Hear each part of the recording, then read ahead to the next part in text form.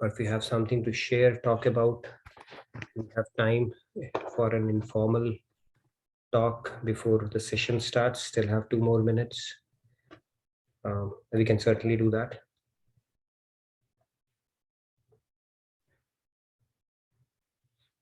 So how was your day today?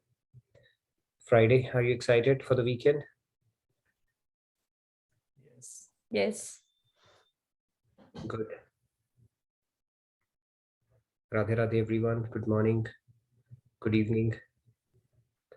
Happy Ugadi. Happy April Fool's Day. Happy First day of Ram Navami. Ram Navami today?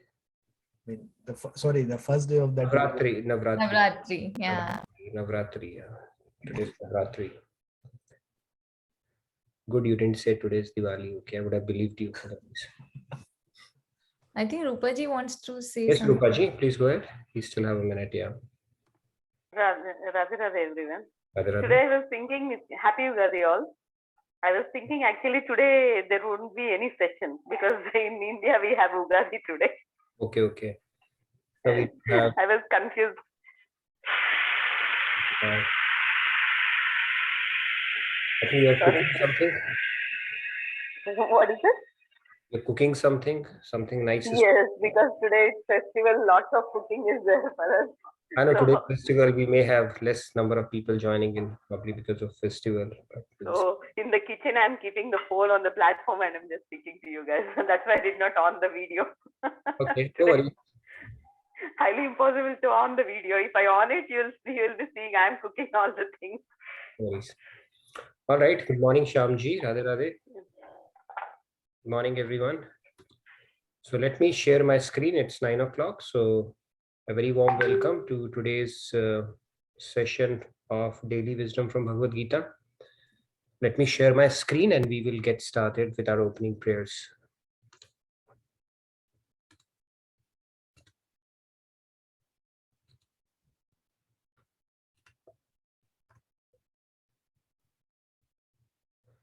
All right. Let's get started then. Gurur Brahma, Gurur Vishnu, Guru Devo Maheshwaraha, Guru Sakshat Parabrahma, Tasmai Shri Guruve Namaha. Vasudeva Sutam Devam Kamsa Chanurmardanam Devaki Paramanandam Krishnam Vande Jagadgurum. Krishnam Vande Jagadgurum. Radhe Radhe. Good morning, good evening again, everyone. You see quite a few people joining in the waiting room, so let's admit them all. Okay, so let's get started. Very happy Ugadi to all of you, and happy Navaratri as well.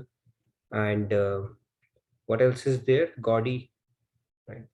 Sandhya, there was something else as well. Gudi Padwa. Gudi Padwa. Maharashtra. Yeah. Maharashtra, okay. So a lot of festival, pretty auspicious day, and also an interesting day as well, right? Because we have April 1st, which is celebrated as April Fool's Day as well. So let's get started. Today we will look at what is the relation between April Fool Day and the prank that is being played on us anyways, as humans. So let's get started. So what is the first April Fool Day? The official one, the Mohini Avatar. Anybody knows about that? So when the Samudra Manthan happened, Lord Vishnu, he took on Mohini Avatar. And he tricked all the Asuras because when the Amrit came back, they just all lined up. That Devatas wanted to have it as well and Asurs wanted to have as well. And then Lord Vishnu had to intervene. He became Mohini and actually tricked the Asuras. So that is probably that was not on April 1st, but I saw it somewhere. So I thought it's pretty interesting. That is the first ever April Fool made. I'm sure there were much more. In fact, when Ramayana as well, when Ram, Lord Ram Bhagwan had Khardushan had come to fight him, he he had a Mohini Astra as well. So because of which all the Asuras, they could only see Ram around them. And because they were only seeing Ram, they actually killed each other. So that was some Mohini band that he had created. So that was also a grand April Fool he made out of everybody, where everybody seemed to be like Ram to them and they ended up killing each other. Everybody was thinking we are fighting Ram. So God has his ways of making April Fool out of people as well for good reasons. It's a prank that he plays because he has that power. So anyways, let's get started now with our topic of discussion. We're going to discuss something interesting today, and we're going to have an interesting discussion around that as well. We really have to exert ourselves to think about it and reflect on it and get that discussion going. So today, let's look at it. We have our senses that torment our mind. We have spoken about this multiple times. Our senses say, go for it, kind of a deal. And this is us, and this is what our senses tell us is happiness. Each sense has its own object of interest it finds, and then it says this is where the happiness is. And then when we approach happiness, we get what our senses told us is what you're going to get happiness. Interestingly, the goalpost is shifted, and that becomes a story of our life. So our scriptures tell us that this material energy Maya, it also creates an illusion of happiness, and we run after this, continuing to quench the thirst of our senses. But our experience would tell us that it is not able to quench that thirst at all. And this process continues. So what our scriptures say is, it is like this deer chasing a mirage. It looks like water. This is a process, I think, in physics, refraction or something like that, where it gives an illusion that this is water or an oasis that it is looking at. And as it approaches that oasis, it's the same story, our senses and how it repeats. And finally, the deer actually dies because it's a futile pursuit. It is referred to as Mrig Trishna in our scriptures, Mrig Trishna, as the mirage seen by the deer. So Mrig Trishna is exactly the same as the promise of happiness in this material world that we experience.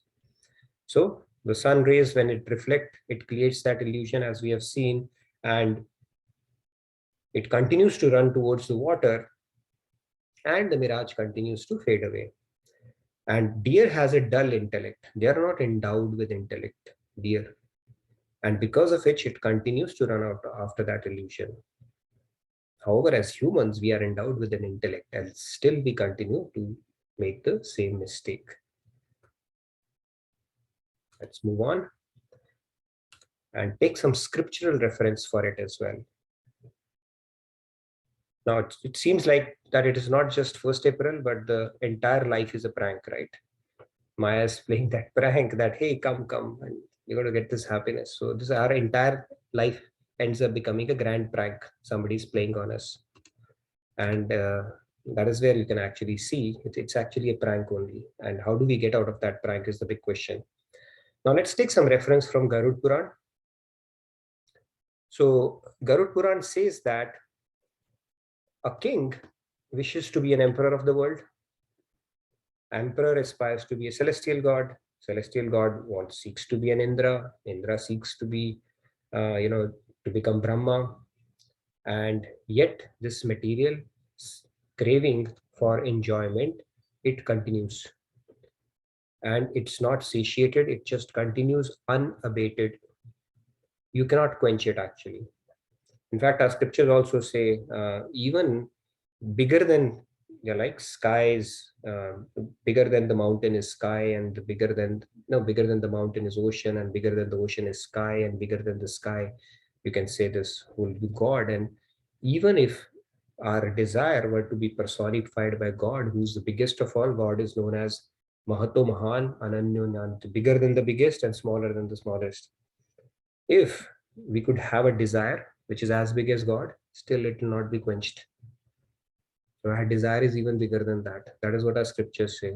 Material desire, okay, with its difference. That is how big the desire of humans is. Hiranyaksh, the avatar, basically, it was a personification of human desire. It just kept on increasing, kept on becoming more and more and more and more powerful until Varaha avatar took place and put it in place. Okay. So that battle that ensued between Vara Avatar and Hiranyaksh, it happened for millions of years. It was like those Star Trek wars that we see. Such kind of a war ensued, and all the devatas and everybody were worried, what's going to happen, because both were like seemed like a fight amongst the equals. So God just does his leela. He doesn't have to fight, but then he has this reciprocation principle as well, right? So when he fights somebody, he gives them full return for their money. Okay, they should not feel they were insignificant.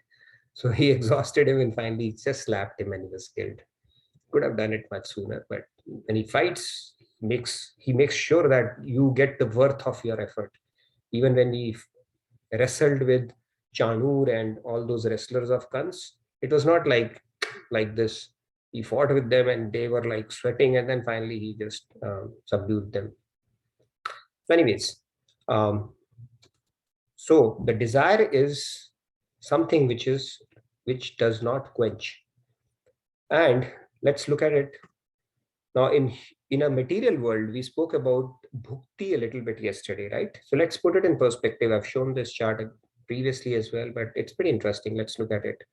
So we have not tasted bhukti, actually true bhukti, so to say. We have experienced it to limited extent, and that too vanishes, right? But then the possibility of bhukti on this planet Earth, the real bhukti or the real enjoyment, unit of happiness, if we were to define that, it is said, if there is somebody who is young, as you can see this guy, and that person is intelligent, very intelligent, right? He has a lot of knowledge and pretty much understands all the rules of this material universe.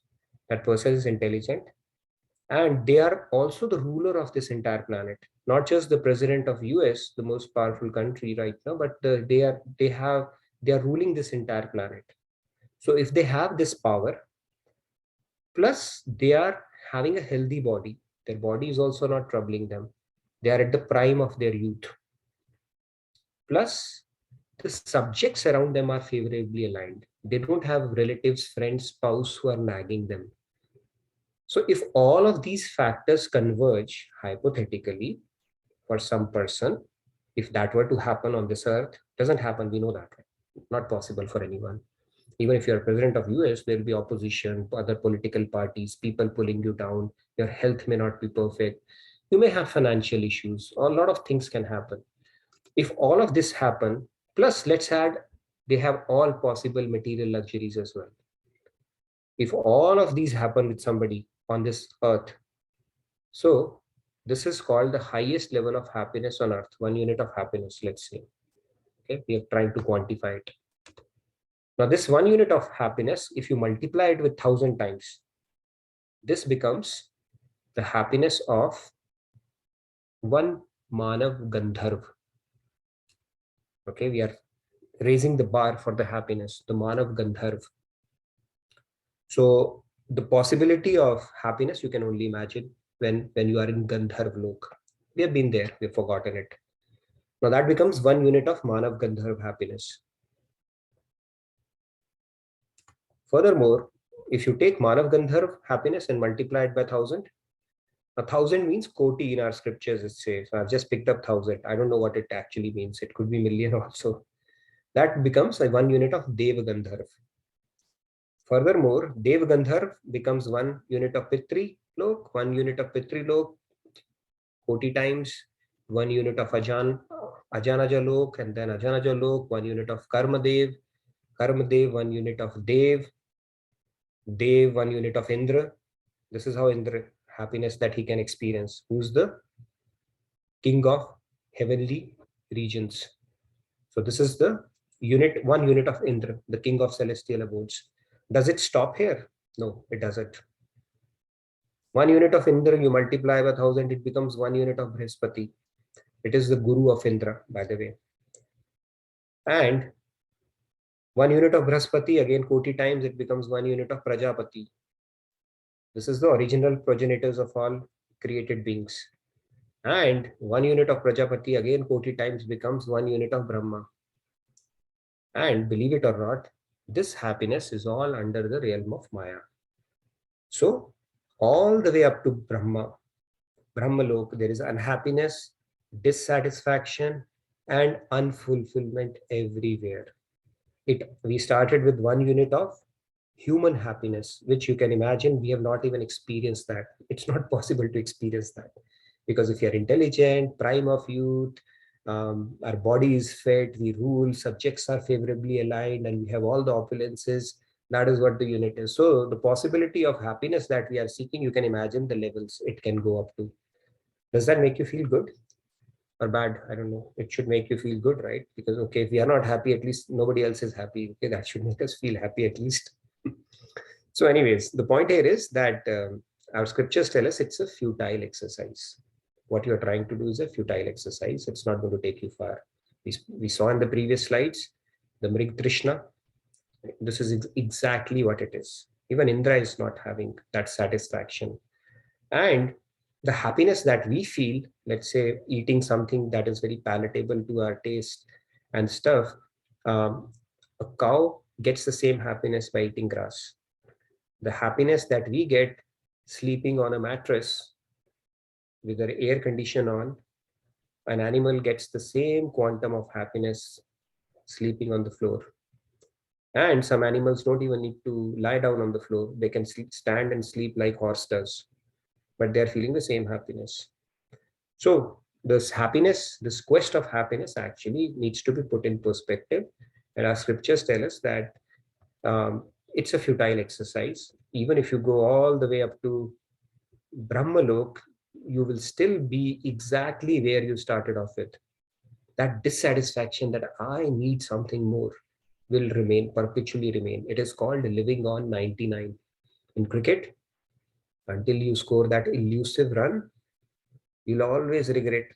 Nobody will remember you, right? We remember Dhoni, who hit a six anyways, that was a winning shot, but nobody remembers Gautam Gambhir fell 3 runs short of a century. If he had scored a century, he would have been in the books, right? So that living on 99, where that feeling that only if I have this, I'll get happy, that only if I have this will never happen. That's what our scriptures are telling us very, very clearly. Okay. Now let's pick up some discussion today.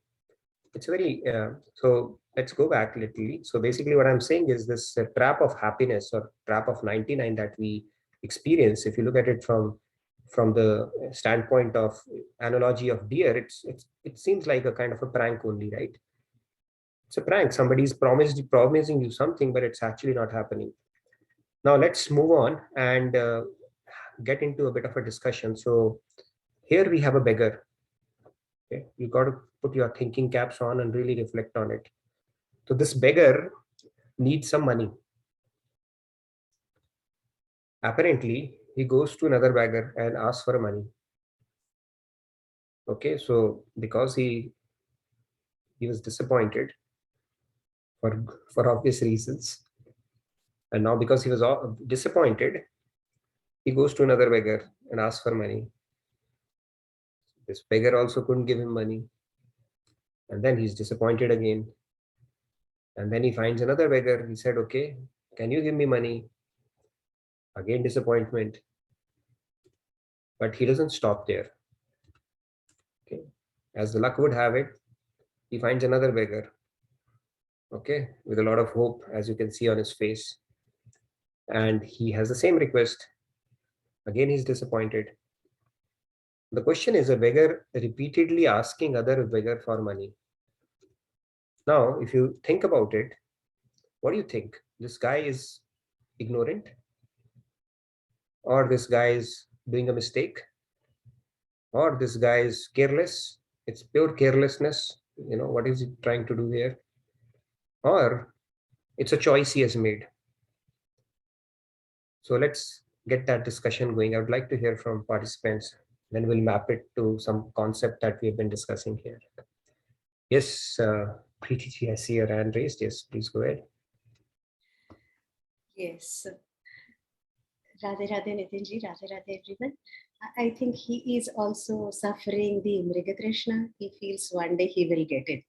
He doesn't realize that all of us beg here for happiness. None of us have it, but he is still optimistic, I would say, and trying to get it, just as the deer would run for Mirage. Is it born out of his ignorance, or is he making a mistake, repeated mistake? First time you do it, ignore. Yes. Ignorance, yes, probably. If he's ignorant, the chance of he making a mistake is, I mean, if you do not know, you do not know what is a mistake and what's the right thing to do. So maybe he's ignorant, according to me. I feel he's ignorant. Got it. Yes, ignorant. Very true. Yes, we'll come back to this ignorance part. Beautiful point. Thank you, Preeti ji. I can see a few more hands. Yes, Rahul, you can call upon. You have to unmute yourself. Wait. Okay, I've unmuted you. Go ahead. Go ahead, Hetal ji. Radhe Radhe. Oh, Radhe Radhe. Hey, ignorance is the one, right? So we all have ignorance right now. Ignorance of having not knowing what is within us we achieve. We have a peace within us. As we know that we are the part of soul, and soul is always looking for a bliss. And we are a blissful nature, but we do not know yet. And this is the way spirituality can help us to find out, to ignorance to get the knowledge, and that could overcome with all other mirage, and we are looking going into the Maya, so we can just came out from the Maya, etc. So ignorance, we need to remove the ignorance from us. That's what we are looking for. Yeah. So any act which is not yielding the desired result actually points back to ignorance for sure. That means the formula that we are putting to get the required output is not right, or the input itself is not right. Great point. Thank you, Kumarji. Let's hear from a couple of other hands. By the way, did any of the beggar promise that you could get money from me? Yeah, let's hear. I can see quite a few other hands raised as well. Radhe Radhe Pragya ji, please go ahead. Radhe Radhe Nitin and Radhe Radhe everyone. Yes, beautiful topic and beautiful points by both the participants. Ignorance is the part that leads us in wrong directions. And again, it reminds me from a line from Maharaj's prayer. Samay bhikhari jagat ke jetik na tenda Divya प्रेम आनंद के तुम एक साहूकार. So yeah, in the world, everyone is a beggar, everyone is a seeker. Data ek Ram, Bhikhari sari dunya. And when we keep begging, we keep disappointed. Agla ke paas kuch hai, he is not fulfilled himself. So what can a person give to another person? But out of ignorance, yeah, we do keep seeking from people in the world. As someone else just pointed out, that spiritual awakening, spiritual knowledge just guides us in the right direction. Thank you, Radhe Radhe. Beautiful point, Bhagyadi, and you brought in a very apt line around it as well. Great point. Anybody else who wants to add anything to it? Yes, Jyoti ji, I can see your hand. Radhe Radhe Jyoti ji, please go ahead. Radhe Radhe Rahul ji and Nitin ji and everybody. Pragya ji sang the beautiful song that touches our heart. It also reminds me that this picture that you have also reminds me the aspect of Andho me kana raja. So we always think that the other person has more, or the other person can guide us. So it is misplaced confidence that we have in others. it is what misleads us too. So in the picture that you have, Nitinji, I would say that it's a combination of everything, and partly it reminds me of the story where somebody lost something, so he's looking outside the house under the street lamp. So somebody asks him, why are you searching for it here? He says, well, there is light here. There's no light inside the house. I lost it inside the house, but I'm looking for it outside the house. Yeah. So it is misplaced confidence. It is misplaced, it's ignorance. It is carelessness. But more than anything else, it is the aspect of no thinking that others have it and that they can give it to us, and that God is somebody that is out of our reach, so we reach to the person that is closest to us. Radhe Radhe. Beautiful point. Yeah, that's a very humorous way of explaining this concept, that we are looking for something, not at the place where we should be finding it as well, right? We have some answers in the chat also. Can I Sure. read? Yes, please. So John mentions that Radhe Radhe, I think the beggar is making a choice. Ramya ji mentions that he never met a rich person who could give him money, so he doesn't know where to go. Going to another beggar. Same with us. We never met God. Very true. That's very true. Yeah, Joanji brought a point that he's making a choice. Yeah. So once you have woken up spiritually, so let's understand the concept of beggar first of all. Right? Why we are calling it a beggar is because we all are seeking happiness. We are seeking happiness. Anything that we do, whether even the pursuit of anything that we do in our life, whether it's money, whether it's prestige, whether it's fame, and the goal is happiness. Right? You with me? It's a means to an end, right? Money, studies, big position, a prestige, becoming so and so, having fame. They are means. They are the vachata, the stepping stone or the means to something more profound that we are seeking. And that more profound thing is happiness, joy, bliss, right? All that stuff. So when we are seeking happiness at the end of everything, and that happiness, how do we seek that happiness? Where do we seek those happiness from? This material world, right? From our relationships. All right, I'll get a perfect wife or perfect husband who are going to make me happy. I'll have the most perfect kids. Okay, my parents are going to give me happiness. My friends are the best. They'll give me happiness. Or I'll get a dream job. I'll land a dream job that is going to give me happiness. Now we are putting our bets on material things. Scriptures tell us they don't have the ability to give you that. How can they give when they don't themselves have it? So people, conversely, they look up to you for happiness, right? You are seeking happiness from them. They are looking at happiness from you. But beyond a point, we don't have an ability because we have not reached that happiness as yet, that perfect happiness, right? There are three symptoms of that happiness. It should remain, it should be ever fresh and everlasting, and it should increase with time and unlimited in extent. That is what our soul is seeking. And we are not capable of giving anybody any happiness because we are not yet there, right? It's a beggar who's seeking for happiness. Everybody's seeking for happiness. And then there's a conflict of interest in meeting happiness for each other. Then there are fights. Then the anger comes. Right?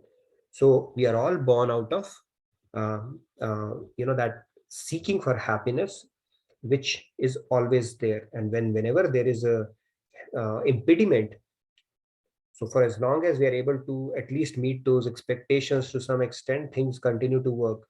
But whenever there's an impediment, then the problem starts. So we don't have the ability to do that. The only people who have perfected or have that happiness is either God or who has realized God. They have the ability to do prema dhyan, and prema encompasses happiness automatically. Love, everything is subservient to love. Happiness is a de facto or a byproduct of it. So the millionaire, we have to approach a millionaire, like Ramya ji said. I see one hand. Yes, Pragya, you wanted to add something? Yes, please. Yeah, Radhe Radhe, Radhe Radhe, our dear co-hosts. I forgot to mention them when I was greeting you. I just remembered one example that someone had gone in the darbar of Akbar, and he saw the king praying, Yeah. and then he returned. Yeah, maybe you remember the example more accurately. So he said, Farid, yeah, he was actually praying to God, and yeah, that's part of yeah, his God. and he just returned, and then the king asked what happened. He said कि मुल्क का king जिससे हम मांगने आए थे वो तो खुद ही मांग रहा है. He himself is the seeker. So yeah, I better seek from someone he is seeking from. Yeah, and this is like seeking happiness is one thing we are not taught, but every jeev is unknowingly seeking that bliss, being the intrinsic part of God, of that Satchit Anand. Right. So Thank you, Radhe Radhe. this is the story on your screen. So Saint Farid came to Akbar and he saw Akbar praying to God for a more powerful army, bigger treasure chest, success in battle. Without disturbing the king, Farid returned to the royal court. And then, after completing his prayers, Akbar comes and says, what happened? You came here. Looks like you wanted something. He said, I came to this emperor of the world. An emperor, he's himself a beggar before the Lord. Then why should I ask you for any favor? Why shouldn't I directly go to the Lord? Again, going back to the party and broker concept. Let's go to the real party. Why should I ask something of the emperor when the emperor himself is beggar in front of the God, right? So the concept here is that we are beggars and we have placed our bets on other beggars. That course correction needs to happen. So it will ease out your conflicts as well, because now you will approach it with a position or a vantage point of compassion. They are also seeking happiness. They also don't have ability to give you happiness that you were seeking. And did they promise you that, come, I will give you happiness? It is a promise we have created in our own mind, right? It's a self-induced prank or April Fool we are playing with ourselves, lifetime after lifetime. Nobody has promised us that. And we continue creating that hype and that story in our mind that, next best thing for me, which is going to give me happiness. And then it will not. Ruskin Bond had said there are only two disappointments in life. One, desiring something and getting it. And second, desiring something and not getting it. In both ways, to be disappointed finally, because nothing has an ability to give us lasting peace and happiness. So the point here is, again, when you approach some relationship and start putting your bets that this thing is going to give me happiness, you are already sowing the seeds for future disappointment. What now it should help you preempt disappointment for every relationship, because they don't have the ability to give you that. No relation has an ability to make us happy. Our happiness is in our control only, completely in our control. But then we sometimes we choose to remain beggar, right? If we go to, when let's say we have a spiritual awakening, we start understanding the principles, and still we continue to do the same. We don't put priority for God, and we still go to celestial gods and keep asking for material boons and still getting stressed out about our bank balance and too many things. Then once the first time you do it, it's born out of ignorance. Second time you do it, could be a mistake or a carelessness. Third time and fourth time when you do it, it's a choice we are making, because we are not convinced. It's a choice we are making that, no, I'm not convinced. I will extract happiness out of the world. Okay, I'll prove the scriptures wrong and I will extract butter out of this lime milk. That is a choice we make. It's no longer a mistake at that point, but it starts with ignorance for sure.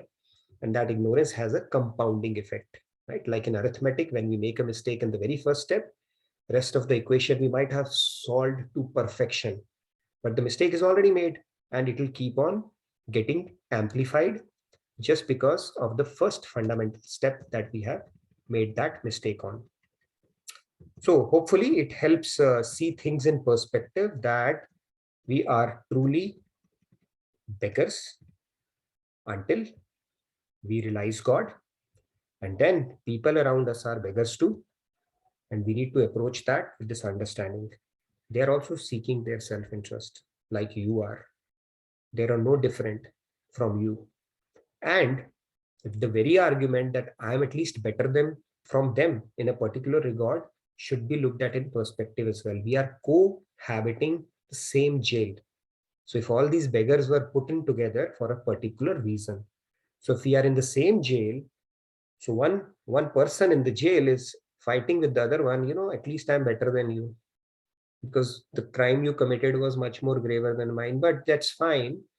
19-20, like they say, right? The difference might be a little bit here and there, but that does not give us a right to keep on fighting, finding faults, getting angry, upset with them. We really have to look at it in perspective. If we were really great, we were really class apart from these people that we have trouble with around, we would have been in some other planet, right? Possibly in Satyug, maybe in a celestial abode. There is a reason God has chosen handpicked inmates with us in the prison that we are in. So we got to respect that and not find faults and have an air of superiority around. At least we are better than you. That is not a good argument. We got to be perfect. And until we are perfect, we are imperfect. If you are slightly better than somebody, it's our pride talking. And that doesn't make us any different, because we have been placed in this prison house for a specific reason, for a set of learnings. And we learn it, we get to a better jail, or maybe we get out of the jail completely. So everybody is a beggar. Only God or God-realized saints have an ability to give us what we are seeking. So we have to first find that, follow the spiritual principles, and then hope that we get a God-realized saint as our mentor and get the prem and sharanagat buddhi and all those things start falling in place. That's the only way out of our poverty, spiritual poverty. Material opulence do not count for anything at all in spiritual realm at all.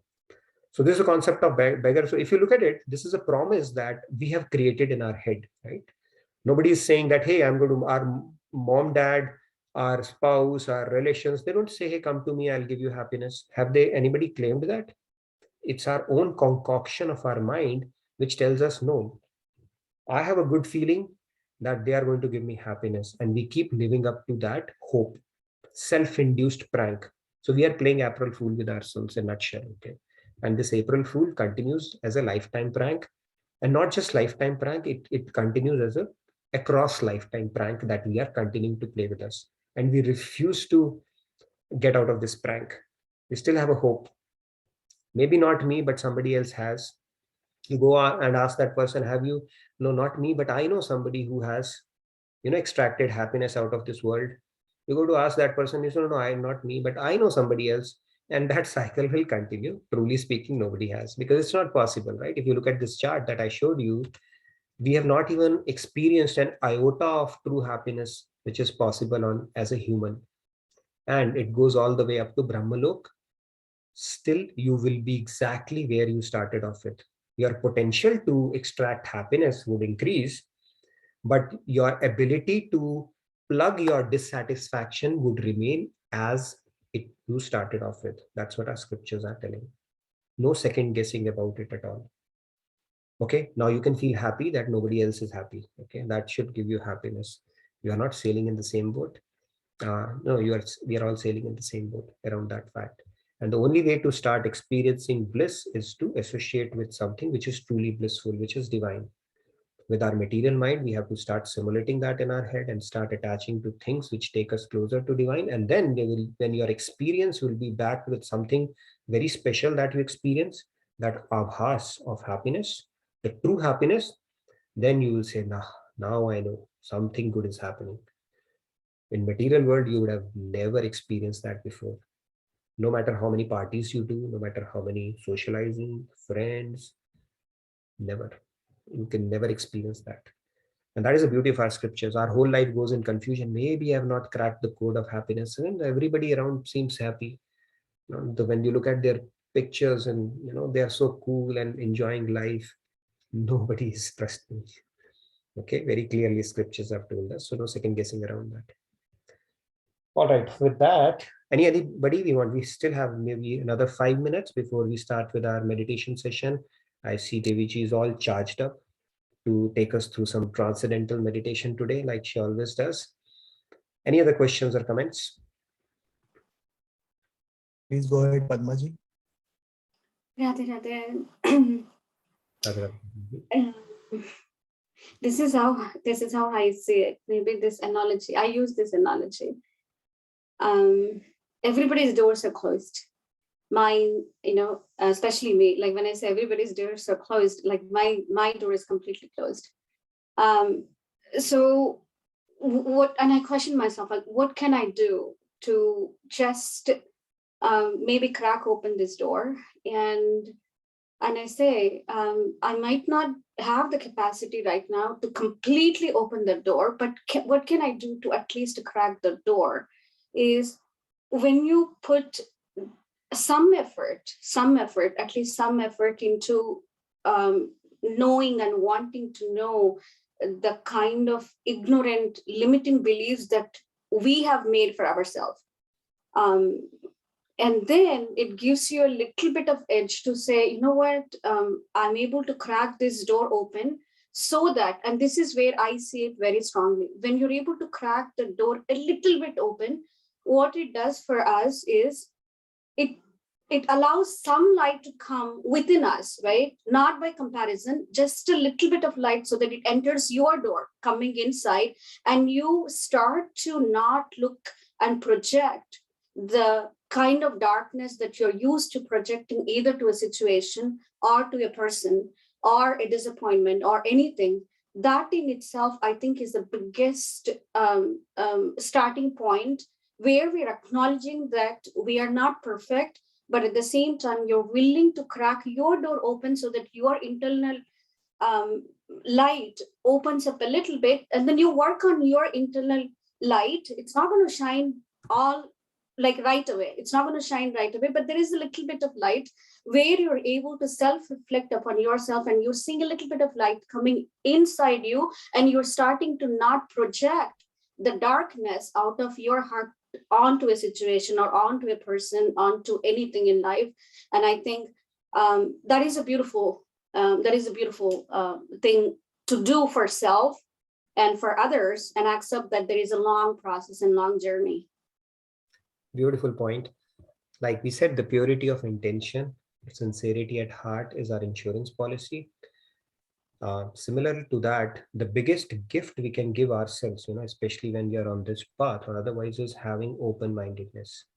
The biggest trap that we fall into is becoming a hedgehog, where we are become rigid. Okay, this is how it's meant to be. And that's when we end up losing a lot of stuff, and we don't let that light that you're talking about come inside, right? Our darkness becomes accentuated. It is perpetual at that point. So having that open-mindedness, obviously God helps as well, helps us start removing that ignorance, right? We do that prayer as well, Tamsoma Jyotirgamaya. That means take me from ignorance towards light. So ignorance is the first thing, but open-mindedness is very, very important. I have come across a lot of people, and to some extent, I used to be like that as well, where you form certain beliefs in life and you stick to your guns. You don't even challenge your belief system. And who's the loser at the end of the day? You are the loser. In MBA, one of the concepts they told us was, in these dynamic times, you learn, unlearn, and relearn. Right? So in spirituality, we need to have an open mind, very open mind, and a lot of things you'll have to take on face value and faith, because it's only then you can experiment and reap the benefits, right? The experience will come after the fact. God will not show himself right up front, but if we have open-mindedness, if we create space for the light to come, then all wonderful things can start happening. Beautiful point, Padmaji. We can take one more and then we'll hand it over to Devi. Yes, sir. I think we have the hand raised from SK Singalji. Surendarji, Radhe Radhe Prabhuji. On this occasion, because I am in India, now Samvat 2079 has dawned here. I wish all of you, everybody at RKT, JK Yog, CICE, to enjoy this new Samvat to the best of it, with all the knowledge that Nitinji and other hosts are providing to all of us. Wish you all the very best. Thank you very much. Thank you, Surendraji. Yeah, so it's all coming from our Guruji directly. So yeah, wishing everybody a very happy Ugadi, and then Happy New Year. I think it's a New Year start, right? From that standpoint, and the start of Navaratris as well, and also the happy April Fool's Day. Okay, next time you will keep that in mind, that it's not just one day we are making a fool out of ourselves. Okay, nobody has to play a prank. We are playing a prank with our mind is playing a prank with us anyways. Great. So with that, Devichi, over to you for the transcendental meditation. I'm looking forward to that so that you can transport us from Mrityulok to some higher plane. All yours. Radhe Radhe, everyone, and welcome to short meditation practice. From now till about 7 to 8 minutes, let's clear our thoughts and let's take it to divine realm. It's not easy to do so. Then we will start with very tangible tools that we have, and then hopefully with your sentiment of grace and sentiment of begging today that we're discussing, hopefully we can go to that divine realm, Rup Dhyan, or the sound or the image or pastime or name, anything that you can think of your Ishtadev, divine or Guru. So anything that beyond three guna, let's take our mind there. So I'd like to share, if you could give me the share permission, I would like to also do the, oh, there you go, okay. Meditate with a nice sound of the flute.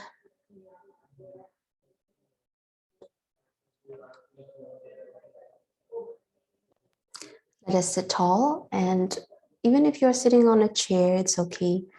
Eyes closed, just keep your spine straight. Sit tall so that there's no pressure on any disc of your spine. Taking postures is important for a spiritual path because it gives us well-being of keeping all the organs to function at its best. So it's include our subtle anatomy of nadis, flow of energy. So sitting up tall, eyes closed, take a long deep breath in.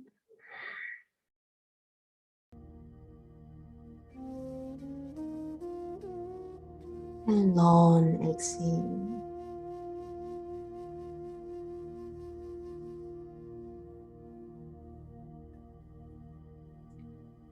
Take another long deep breath in. Feel this prana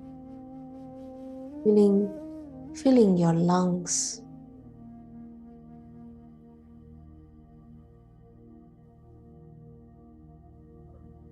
And as you exhale,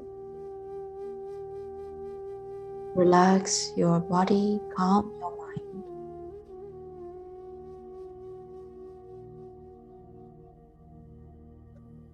Cool down from all the thoughts, and let's bring awareness to your heart region.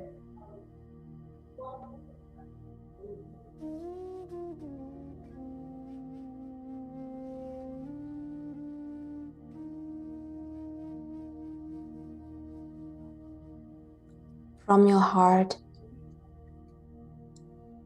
everything that you want to know,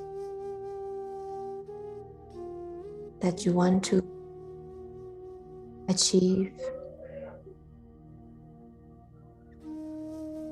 the longing that always been there,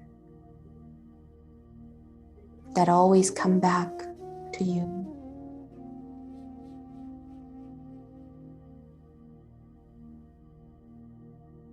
Let's listen to that heart, that truly longing for.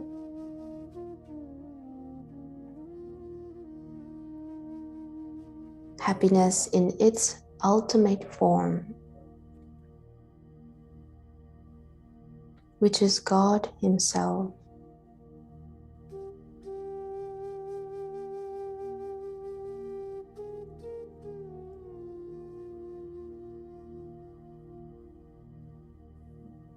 Take another long deep breath in. Radhe,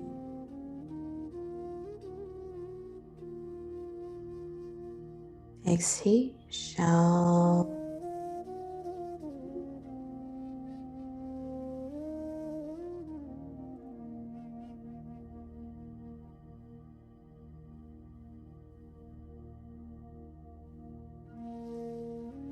Now let us recall the beautiful prayer that Swamiji and Maharaji had given to us to take the shelter from the Guru, to bow down to Rasik Saint, to Acharyas who impart knowledge for us, like Sri Krishna himself, to humble our heart and seek true knowledge and to beg for praying. That is our daily prayer.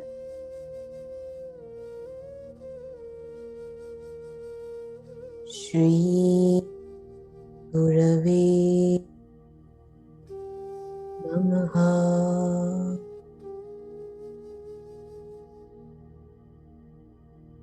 Shri Gurave Namaha.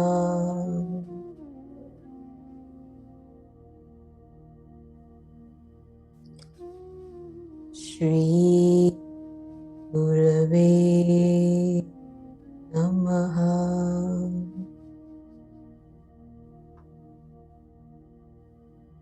Acharyamam Vijaniya Navamanyeta Gurnichit Namartya Bhutya Suyeta Sarvadeva Mayo Guru.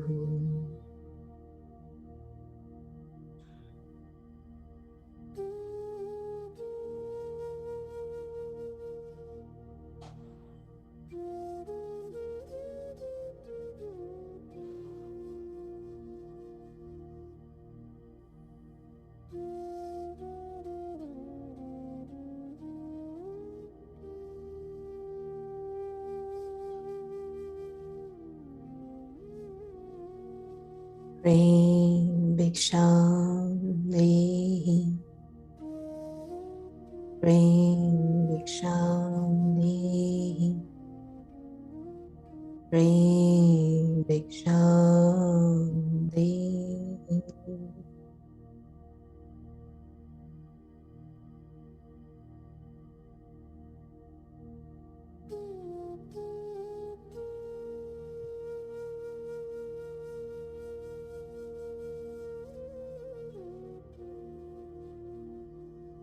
Take a long deep breath in.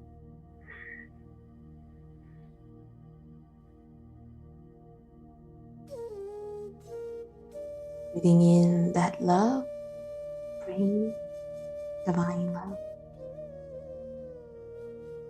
And breathe out, bowing down.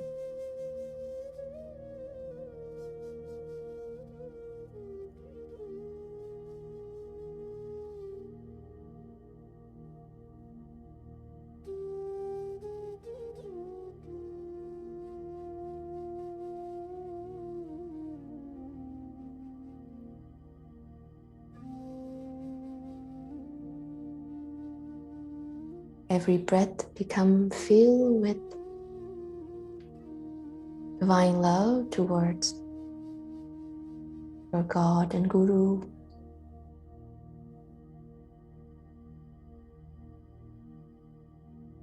Every exhale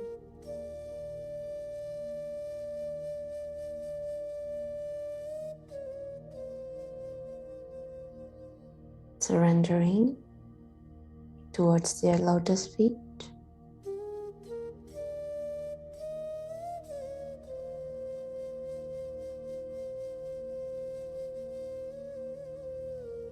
Implementing all the knowledge in every cells in your body, in every thought waves, every action, every breath.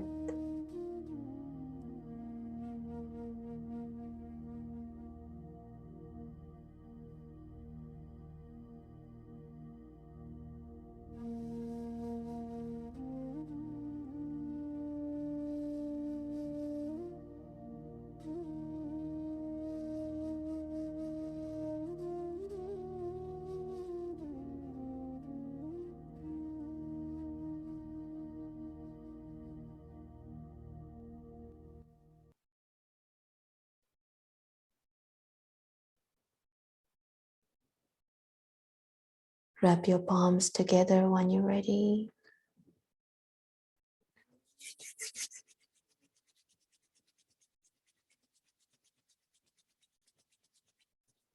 Place it on your eyes and with a few gentle play around the eyes with your fingers. Open your eyes.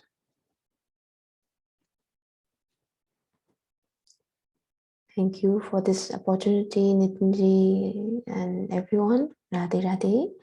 And I invite you to also join yoga class that every Sunday that I conduct at 9:15 a.m. and also daily yoga on the Prem Yoga platform in the chat box. Thank you. Thank you, Deviji, for the wonderful meditation. Yeah, do check out Deviji's sessions. And if you get late, it's okay. She starts at 9:16, so you can afford to be a little late as well.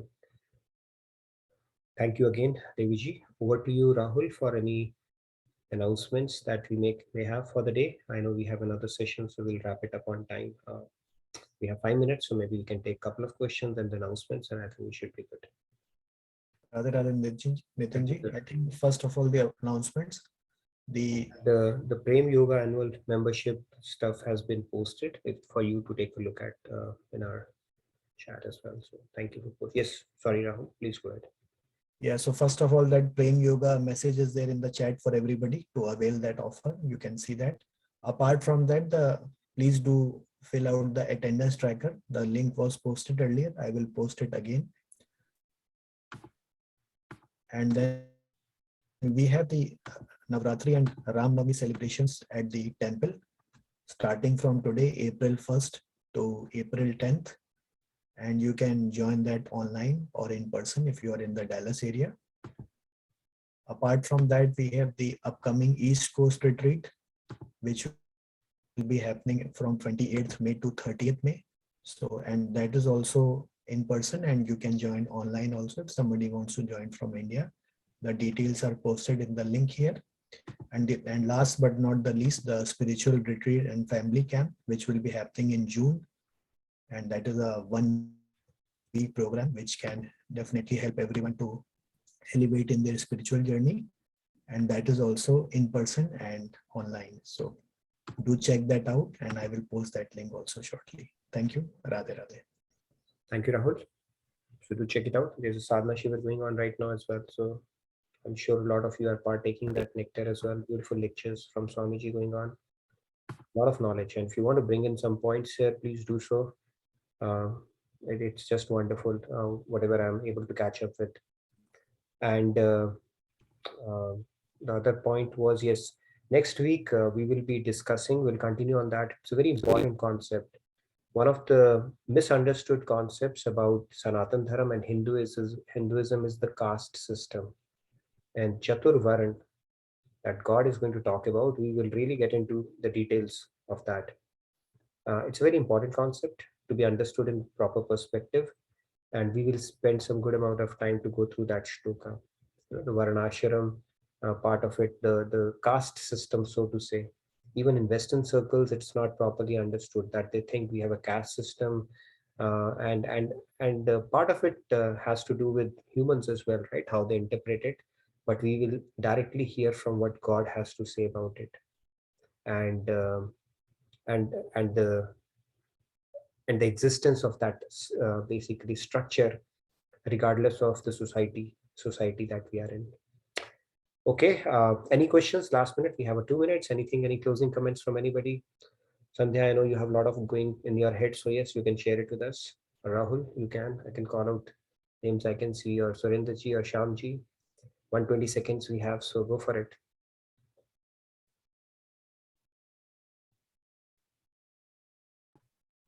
Just wanted to read a comment from Pragiji. She mentioned earlier to that question that it is first time it is ignorance, and then if we are repeating that, then it is a mistake.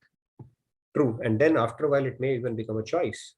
You're making a choice that, you know what, there is that bit of happiness here anyways, so I'm going to extract that as well, and continue to progress on the path of God as well. That stays for a while as well.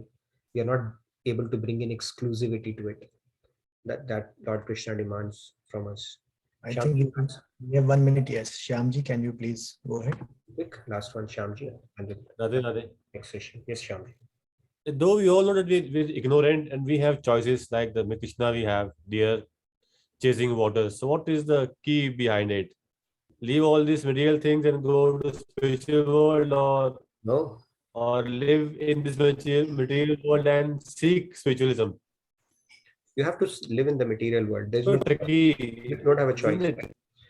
See, that is staying in this material world. You don't have a choice. You only have written in your destiny. But correct the direction. That's all it is. You correct the direction. Krishna is not telling Arjun to go to sannyas and leave everything and seek God. He's saying, do your action. That is the whole Bhagavad Gita. That is why otherwise he would have told simply one shloka, right? Surrender unto me, take sannyas, game is done. He's gone through the extent of explaining how to live life with perspective and seek happiness at the right place for the right reasons. Karam Yoga concept is the whole life of how to lead our life without getting too much stuck in this world and deepening the well, digging the pit for ourselves. That's what Krishna is talking about. He's not saying leave the world, just live with perspective. Consciousness tweak is all it is about. I know we are at 10. Shyamji, we can continue with this fascinating discussion. Padmaji, I know we are over time because it's time for the next session. So I'll hand it over to Sunil Bhai and Ajay for the next session. Look forward to seeing you next week. Have a wonderful weekend and stay blessed, stay safe, and I'll see you next week. Radhe Radhe. Thank you, Nitinji. Yeah, we would like to hand it over to Sandhya ji because she is the host. Oh yeah, Sandhya ji. Yes, over to you, Sandhya. Radhe Radhe.